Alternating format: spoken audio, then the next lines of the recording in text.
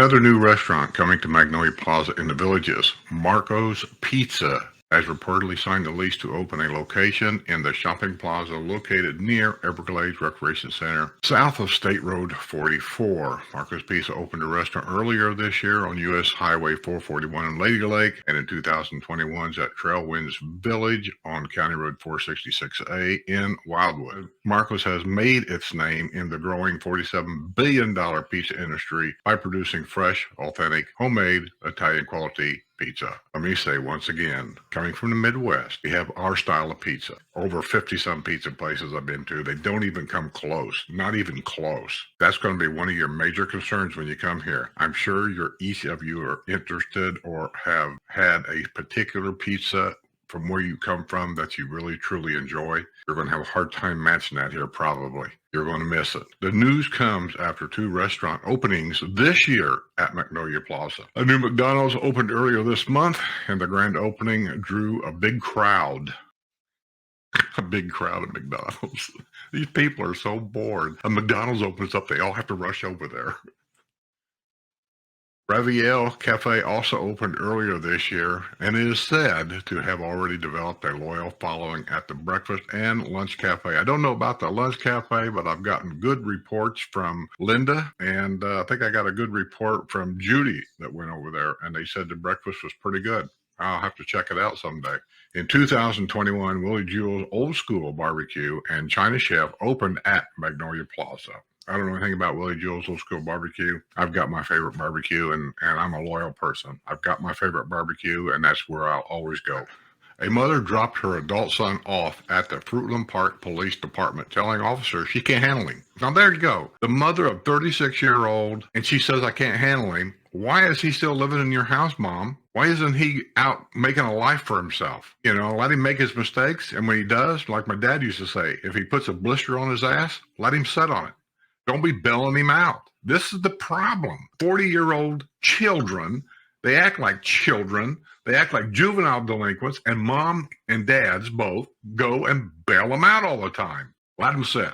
Let them know what it's like. The mother of 36-year-old Jonathan Ryan Couples had been driving home from work last week when she spotted her son walking in Leesburg. According to the affidavit of probable cause from the Fruitland Park Police Department, she picked him up, but he started acting crazy. So she took him to the police station and told officers she can't handle him.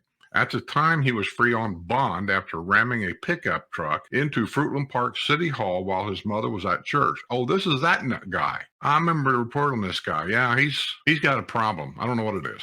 Earlier this year, Couples was arrested on charges of grand theft and criminal mischief after allegedly attempting to use a power drill to try to break into the safe at his mother's home. So now he wants to steal from his mom. In 2018, Couples was arrested in the theft of a golf cart from the Comfort Inn Suites in the Villages that had been rented by a visitor from Wisconsin. He pleaded no contest in that case and was sentenced to 120 days in jail.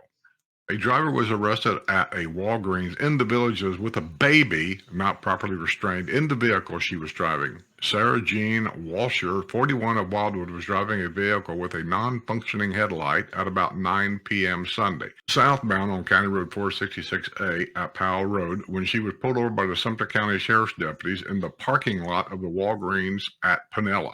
An infant was sitting in the carrier in the front seat, but was not strapped in, according to the arrest report. Walsher told a deputy she thought the baby had been strapped in. The deputy noticed a white powdery substance smeared on the seat, as well as what appeared to be crushed pills on the console. Washer claimed the white powder was baby formula. The powder field tested positive from the drug MDMA.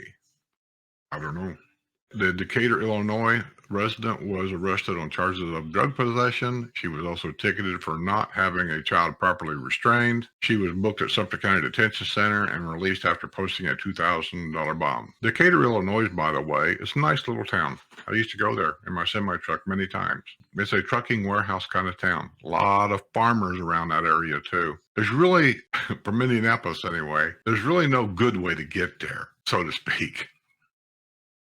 A resident of the Villages wanted on a warrant was jailed after a crash at the entrance of the village of Osceola Hills. Skylar Jean Barrett, 21, who lives in the Cherry Hill Villas in the village of Belvedere, was involved in a crash at about 8 p.m. Monday at Morris Boulevard and Deskin Lane, according to the arrest report from the Sumter County Sheriff's Office. During the investigation into the accident, the deputy discovered that Barrett was wanted on a Lake County warrant charging her with possession of marijuana. She was taken into custody and booked without bond at the Sumter County Detention Center. Barrett had been arrested February 6th after she was stopped by Lady Lake police in the Spanish Springs area during a traffic stop. An officer noticed a plastic bag containing a green leafy substance inside the vehicle center console. The substance was determined to be marijuana. The Midlothian, Illinois native was allowed to enter a pretrial intervention program to avoid prosecution. Pretrial intervention agreement specified that Barrett provide 2 clean drug screens 30 days apart, according to the records of Lake County.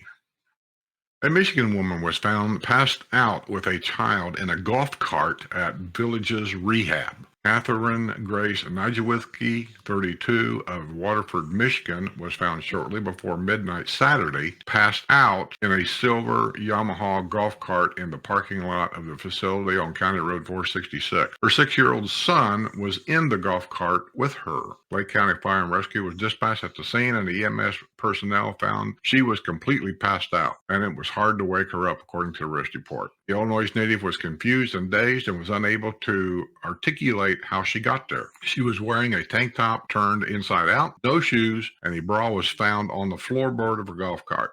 A bottle of fluoxetine used to treat depression and panic disorder was also found in the golf cart. To be noted is that there is no golf cart path leading to the Village's Rehab without crossing a major roadway, the arrest report said. She was driving on an Ohio driver's license and initially tried to tell police officer she is 65 years old. Nijewiecki got a bit defensive when she was asked to participate in field sobriety exercises. She swayed and lost her balance during the exercises. She provided breath samples that registered 0.195 and 0.197 alcohol content. She was arrested on charges of driving under the influence with a passenger under the age of 18. She was booked at Lake County Jail and released after posting a $2,000 bond. A daughter who was kicked out of her parents' home in the Villages has landed back behind bars. Carrie Ann Holschuck, 52, was booked Tuesday afternoon at the Sumter County Detention Center on probation violation. The Lansdale, Pennsylvania native had been arrested after a standoff with police in 2020 at her parents' home in the village of Tall Trees. She had been arrested at the same home in 2018. Holschuck also had been placed on probation in 2011 in Sumter County following her arrest on charges of possession of controlled substance, possession of drug paraphernalia, and driving on an expired driver's license. Holschuck moved into her parents' home in the Villages in 2011. Her boyfriend eventually moved in too. They did not pay rent, and Holschuck's parents allowed them to stay there out of the kindness of their hearts, according to the complaint filed by the Sumter County Detention Center. After their daughter's arrest, her parents finally had enough and served her with papers in 2020 ordering her to collect her belongings and move out. Bingo! This issue has been ongoing since before the global pandemic began, her parents' lawyer wrote in the complaint. After she moved out of Tall Trees' home, she moved into Summerfield, according to most recent arrest reports. Power outages left thousands of villagers sweltering in the heat on Wednesday afternoon. Seco Energy reports a service interruption at the Lake Elah Feeder 7 substation. Seco indicated the cause of the outage was a failed cable. It impacted 3,223 accounts. A short time later, Seco Energy reports another service interruption, this one occurring at the Villages substation Feeder 6. Plenty of villagers were left without air conditioning on the hottest day of the year. The outage is reported stretched from villages of Sable Chase to village of Lynn Haven. It also includes parts of Southern Trace and Lake Sumter Landing. Never affected us here. Maybe we're just lucky. Police have tracked down a suspect who allegedly snatched a golf cart from a restaurant in the Villages. Robert Gibson, 43, of Weirsdale, was arrested Monday on a warrant charging him with grand theft. He was booked at the Lake County Jail on a $5,000 bond. The 2020 Yamaha golf cart, valued at $20,000, had been parked April 8th at the Outback Steakhouse restaurant on Rolling Acres Plaza, according to the affidavit, probable cause of the Lady Lake Police Department. The owner left the restaurant at about 7:30 p.m. to discover his golf cart was missing from the parking lot. He was still in possession of the key. A review of video surveillance led detectives to suspect Gibson had stolen the golf cart. The detective was aware that Gibson had been associated with previous golf cart thefts. The golf cart was found on the property of Christopher Wyatt on Singletary Road in rural Lady Lake. Wyatt was arrested in 2020 on a charge of aggravated manslaughter in the death of his young son. He has not been charged in the theft of the golf cart. An 83-year-old villager has been jailed without bond after violating his probation in connection with a golf cart DUI. Donald Henderson Flowers of the village of Sunset Point was booked Thursday morning at the Sumter County Detention Center. Flowers was placed on probation for 12 months last year on a charge of driving under the influence. He also lost his driver's license for 6 months and was ordered to perform 50 hours of community service. Here's to you, Don. EMS personnel found the Kansas City native on the ground on March 19, 2021 at Winn-Dixie at Lake Sumter Landing and noted he had some scratches on his knees and elbows. Flowers declined medical attention and got back into his golf cart and drove onto the sidewalk near the liquor store section of the store. You know, reading that now, Sue and I was there, not at Winn-Dixie. We was in Lake Sumter. We had lunch or something, I believe, at 2J's. When we came out and we was walking, we decided we was just going to walk down to Lake Sumter for something, I forget. Probably Sue wanted to do some shopping. And we heard people yelling. And I remember looking across the street, seeing this golf cart driving down the sidewalk. And I told Sis, look at that. I said, some dummy is driving on a sidewalk. Flowers was placed on probation for 12 months last year on a charge of driving under the influence. He also lost his driver's license for 6 months and was ordered to perform 50 hours of service. When deputies arrived on the scene, Flowers had a bottle of vodka in his hand, but attempted to hide it in a compartment in the golf cart. I may fall on my knee, but I'm not spilling this. Flowers was unsteady on his feet, and he got out of the golf cart. A deputy took the golf cart's keys and put them on the roof of the vehicle. Deputies asked Flowers if he had been drinking. He claimed he had 2 beers. It's always 2 beers, isn't it? I got a bottle of vodka in my hand, but I had 2 beers. Flowers agreed to participate in field sobriety exercises, but said he might have some difficulty because he had broken his ankle while golfing in 2019 and had surgery to repair it. He said the ankle is still healing, and he uses a cane sometimes when he walks. He struggled through the exercises and had to sing the alphabet because he could not recite it correctly. That seems to be a popular thing here. You've heard me report this before, where people will sing the alphabet. He provided 2 breath samples that registered 0.171 blood alcohol content. Okay, this is a report on this crap guy that really needs to go to jail for life because there's no cure to this. You guys know that, right? There's no cure for this kind of guy. I'm going to go through each one of them that his lawyer is claiming that he needs, and I've never read this, and I'm going to give my opinion about each one of the reasons he thinks he needs to have internet access. A court document is offering reasons a 78-year-old villager recently convicted as a sex offender contends he needs to have access to the internet. John Thomas Nolan, who lives at 1364 Bequia Place in the Bequia Village, registered last week as a sex offender, according to the Florida Police Department of Law Enforcement. Earlier this month in Sumter County Court, Nolan pleaded no contest to 3 counts of possession of child pornography. He was sentenced to 5 years probation. He should be just going to jail. Just go to jail. His 2020 arrest was the result of a 2-month investigation launched after cyber tip was received by the Internet Crimes Against Children Task Force. The Queens, New York native was arrested at the villa. After the sentence was handed down, Nolan's attorney filed a motion asking that her client be allowed to have internet access for business purposes. In the document on file, Sumter County Court, Nolan's attorney has outlined the reasons why his client needs internet access. So number 1, he needs to be able to communicate with his doctors and pharmacists through the internet email. No, he does not. He can make a phone call. He doesn't need email to do that at all. I know that because I call mine. Mr. Nolan needs to be able to communicate with his estate planning attorney regarding the trust, will, and estate. No, he does not. he can use his phone and just call him. Mr. Nolan needs to be able to make payments on his ankle monitor through JPay, which is a California company. No, he does not. He can just have it automatically deducted probably from his account that he has wherever his bank is. They can just automatically deduct it. Or he has a charge card. I'm sure they can automatically charge his charge card every month on that. He does not need the internet access. He needs to be able to communicate with Social Security to receive his Social Security benefits. No, he does not. I haven't talked to Social Security since the day I retired, and I receive all my Social Security benefits automatically. You don't need to have any access for that. Mr. Nolan needs to be able to pay his bills online. No, he does not. He can just have it automatically deducted out of his account or charged to his charge card. That's what we do. I never had to talk to anybody to make a payment about anything. Mr. Nolan is to be able to purchase food, medications, clothing, items for his home and his car, for himself and his dog. He also needs to communicate with his vet regarding his dog's health. Why would he need internet access to do any of that? None. They're just dreaming up a whole bunch of stuff, hoping that something here it will stick to the wall. I'm going to read this only for one reason only. I've already read a whole lot of reports, and you've gotten my opinions about why I think all these apartments and things that are popping up all the way around the villages and some inside the villages also is a detriment to the people that retired here. This is a retirement community, by the way, and these apartments and things that's all on the outer fringes of the villages is going to affect every resident here because we have public streets, public squares, everything's open to the public, and people from all these apartment buildings and things are going to venture in here, and these apartment buildings are being built. For those of you that don't live here that don't know, we are talking about thousands and thousands of people, thousands of more cars on our road. We're already busy the way it is. And then in the wintertime, it's just, you can't get around. Grocery stores run out of food. I mean, it's almost intolerable sometimes.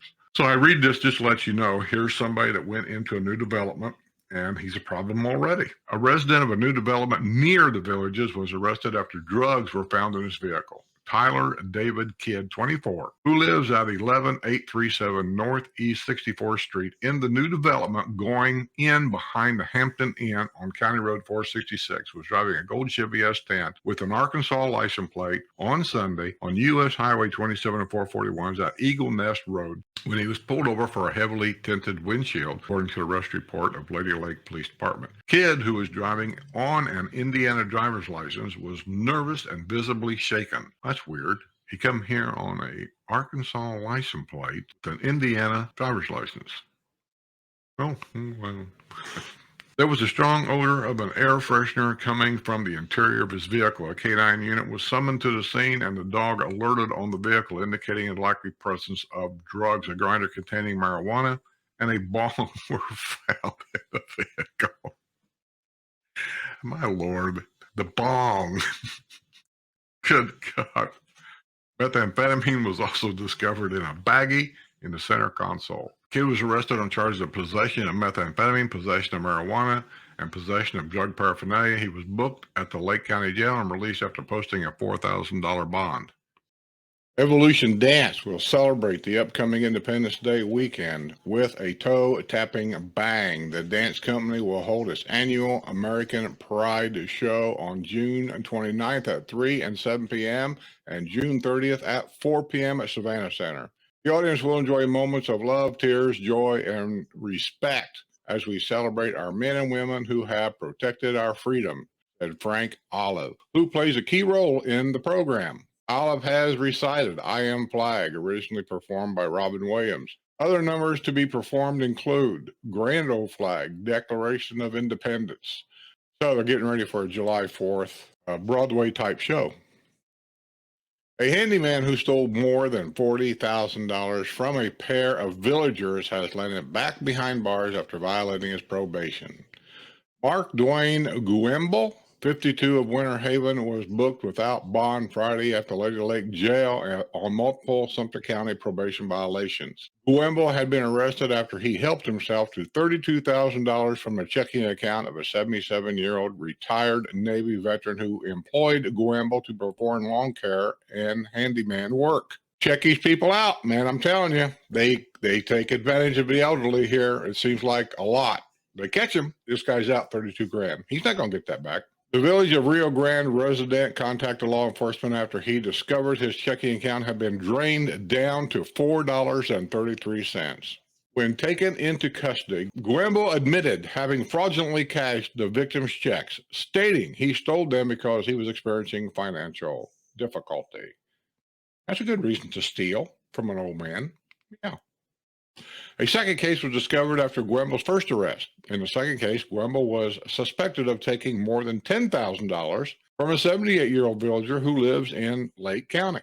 In 2017, in Sumter County, Guembo entered a plea of no contest in the Village of Rio Grande case. He was placed on probation for 5 years. He had earlier pleaded no contest in the Lake County case. He was placed on probation in order to make restitution to the victim in the amount of $8,625. Guembo has spent about 2 months behind bars in the Sumter County Detention Center following his arrest on January 5th, 2017. A villager was arrested after allegedly stealing money from a golf cart. The owner of the golf cart reported that he had been at church on Sunday when 68-year-old Dana Patrick Buse of the village of Dunedin went to his residence and took $60 in cash from his golf cart, according to the arrest report from Sumter County Sheriff's Office. The arrest report was redacted and therefore did not reveal the nature of the relationship between the two. Bus had been caught on a surveillance camera rummaging around in the man's golf cart. The cash had been wrapped in a rubber band with an inactive debit card and some miscellaneous business cards. She was arrested on charges of burglary and theft. She was booked at Sumter County Detention Center and released after posting a $5,500 bond. Unlike maybe you guys, because I do live here and I see what a great place this place really is and how safe it really is. And then when I read these things, my mind just kind of goes Rudy Kazootie. It's like, I just don't get it. A villager's estranged wife has been released from jail after a golf club attack on her much older ex-husband. Jenny Lynn Orihuela Frazier, 33, was released Sunday from the Lake County Jail after 6 months behind bars. She was arrested in May 2021 after allegedly threatening her then 69-year-old husband at the home they once shared in the villages of Silver Lake on the historic side of the villages. She was still clutching a golf club when the police arrived on the scene. He was pointing a gun at her. The couple had divorced, but she continued to live at the residence. They got into an argument, and Frazier, who stands 5 foot 2 inches tall and weighs 110 pounds, went to the garage and returned with a golf club. She advanced toward him and held the golf club over his head, threatening to hit him. While she was free on bond, Frazier allegedly used a shopping cart to smash a glass window at the H&R Block Tax Preparation Office in Orlando. You guys remember this from last year, right? I did this report last year. She's a native from Philippines. She also attacked a fellow inmate while she was in jail, and she received more time because of that. Well, she's out of jail now, and we'll have to wait and see what her next little adventure will be. A New York snowbird has been sentenced on a drunk driving charge following a crash earlier this year in the villages. Janice Flynn, 56, of Wading River, New York, pleaded no contest last week to a charge of driving under the influence in Sumter County Court. She will lose her driver's license for 6 months, has been placed on probation for 12 months, and has been ordered to perform 50 hours of community service. She had been involved in a rear-end collision at about 5:15 p.m. March 15th at the entrance of Sumter County Service Center on Powell Road, according to the arrest report from the Wildwood Police Department. Flynn's red Ford Fusion had damage to the front end of the white Hyundai Tucson, had damage to the rear. While the officer tried to collect Flynn's driver's license, registration, and insurance information, the odor of alcohol was detected. She said she had had one gin and tonic, according to the arrest report. Flynn attempted to participate in field sobriety exercises, but required numerous explanations. She later provided breath samples that measured 0.118, 0.122 blood alcohol content. A villager will lose his driver's license after crashing into a parked SUV. Polito Montero, 76, of the village of Silver Lake, had been arrested in January after the crash on the historic side of the villages. The resident of the 1000 block of Dustin Drive in the villages of Silver Lake was at home when he heard a loud crash outside his home, according to the arrest report. The resident saw that his silver SUV had been parked in the street, had been struck by a red sedan. He heard the driver pushing the gas pedal as the driver in the red sedan was attempting to flee. Montero admitted he had been drinking, but claimed he'd only had two beers. Two beers. He seemed confused about where he was, the report indicated. Montero was physically only able to provide one breath sample, which measured .082 blood alcohol content. This past week in Lake County Court, he was placed on probation for 1 year and was ordered to perform 50 hours of community service in addition to losing his driver's license for 6 months. Lake Sumter Landing parking area behind City Fire along Lakeshore Drive and Old Mill Run will be closed for maintenance starting early Monday morning and is scheduled to be reopened on Wednesday morning. This project may be rescheduled due to inclement weather. Deliveries for the tenants for this building will be at the designated area at the front of the building. A Sumter County jury has acquitted a villager who couldn't blow for a breath test after his golf cart crashed into a parked car. William Robert Tufert, 74, of the village of Santiago, won the acquittal after a trial earlier this month. A careless driving ticket was also dismissed. He was represented by attorney Jamie Washoe Spivey. Tufert was driving a 2007 Yamaha golf cart this past December on Palo Alto Avenue when he struck a parked 2014 Toyota RAV4. The Valparaiso, Indiana native initially admitted he had been texting and driving moments before the accident, which caused $12,000 damage. However, the deputy investigating the crash suspected Tufert had been drinking. He struggled through field sobriety exercises and complained that he suffers from vertigo. He attempted to provide breath samples, but could not physically provide an adequate test sample. Tufert had been convicted in 2006 of a charge of reckless driving, reduced from an original charge of driving under the influence. He's been through this before. He knows all the tricks.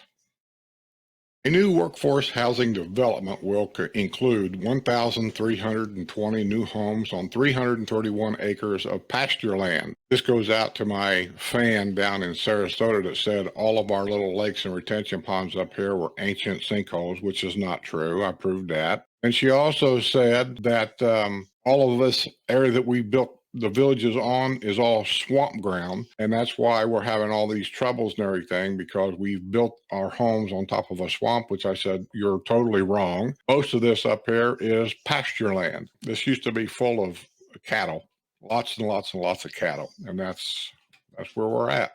A new workforce housing will include 1,320 new homes on 331 acres of pasture land. The Lady Lake Commission will learn more about the development in a special conceptual workshop set for 4 p.m. Monday at Lady Lake Town Hall. The development will include 770 single-family units and 550 townhome lots at the Hammock Oaks development at County Road 466 and Cherry Lake Road. Residential amenities will include community center with pool, playgrounds, pickleball courts, 5-acre park with walking trails, pocket parks that focus on tree preservations. A community development district will construct and finance stormwater, utilities, roadways, hardscape, landscape, irrigation, and amenities. The maximum number of residential units will be 1,320. Overall density of 4 dwelling units per acre. Residents of the villages and people already living on Cherry Lake Road have voiced concerns about the projects due to concerns about traffic on roads that are already heavily burdened. This won't work. This is not going to work. This is always the first thing they throw out there. Well, the traffic's going to be bad. We just can't have this place being built. This is really a concern with the traffic. Well, they're going to take more groundwater, and we're going to run out of water. And so we can't have that. And then it causes sinkholes. It causes more damage, and our insurance goes up. And listen, none of that means anything. Here's what the bottom line is. The county looks at this, goes, that's another, what would that be approximately? And I'm throwing numbers out there. I haven't done the math. So would that be another $75,000 we're going to rake in here from property taxes and things? And then, of course, the permits we're going to sell for all this. Yeah. We approve. That's how it works. At the same conceptual workshop, Lady Lake commissioners will hear about a 150-unit building to rent community at a Gloria Austin Grand Oaks property on 19 acres located at the southeast corner of Marion County Road 25, owned by Grand Oaks Holding LLC. It is billed as a build-to-rent active adult community division. The gated development will feature one of 2 bedroom cottages. The Carmel one-bedroom cottage will have 698 square feet of living space. The Laguna one-bedroom cottage will have 786 square feet of living space. The Monterey two-bedroom cottage will have 915 square feet of living space. There will be a resort-style pool area complete with heated swimming pool and spa and poolside lounge seating, pickleball courts, and a grill area with picnic tables and a dog park. I never seen anything in there about maintenance fees. Who's going to take care of all this stuff? If you're interested, it's just a question to ask. Okay, I think that's going to be it. I'm going to get out of here. That's the news for the week. It seemed like a little slow. Maybe everybody was being good, or maybe because all the snowbirds being gone, things are starting to slow down. Hey, I'm going to remind all the Patreon members, Patreon lunch is coming up. I sent every one of you a message. You all got it. Go read it. We're going to reserve a table. So if you didn't get that message, go read it.